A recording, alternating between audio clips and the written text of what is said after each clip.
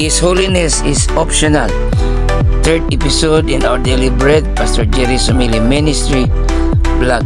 So don't forget to subscribe, follow, likes, and comments my vlog, Pastor Jerry Sumili Ministry, para ma-modify mo sa atong sunod nga videos.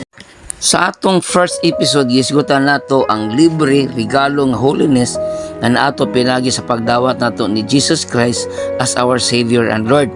Number 1, katong active righteousness, dagbe sa iyang perfect life sa tibok niyang kinabuhi dinhi sa kalibutan.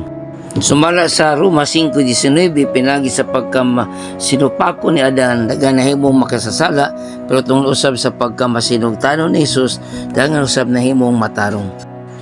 Ikaduha nga gihatag sa holiness ni Christ, kanang gitawag passive righteousness, nga nagbis usab kini sa pagkamasinugtanon niya nga magpakamatay sa cross aron sa pagbayad sa atong mga sala. Sumala sa 1 Peter 3:18, si Kristo nagpakamatay sa atong mga sala, makausa og alang sa tanang tao.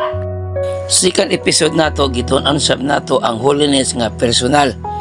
Human kita giluwas, nasabta nato nga giluwas kita aron magpuyo ng mga kinabuhing balaan, dili na magpuyo sa sala o sa daang kinabuhi. Sumala sa 1 Thessalonica chapter 4 verse 7, kay ang Dios walang tawag kanato sa kahugawan apan manginabuhi nga balaan.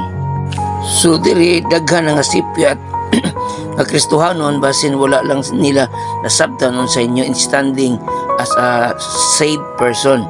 Karon sa atong third episode, tunan nato ang isa sa upat ka mahinungdanon ngano isig Kristohanon manginabuhi kitang balaan.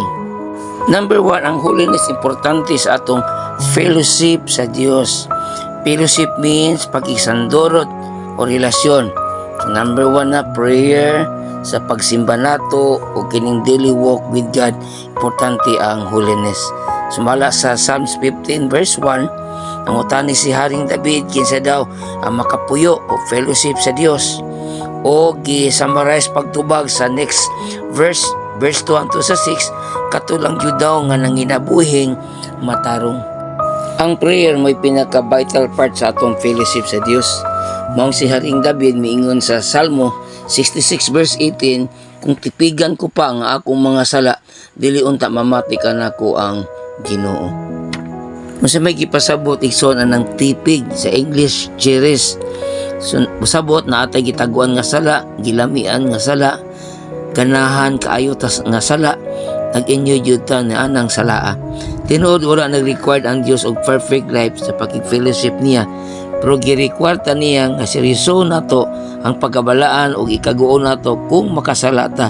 Dili kay i-justify no nato nga tama lang ang atong gibuhat. Si Pastor Jerry Sumili Ministry miingon, ayaw panundog sa usa ka bata nga gibaslan niyag sumbag ang isa pod ka bata tungod giunahan man gud siya sumbag. Busa igsoon panikamutan nato nga may nabuhing balaan, ingon mo'y atong way of life. For next episode is holiness is optional. God bless you. Igsoon, Jesus loves you.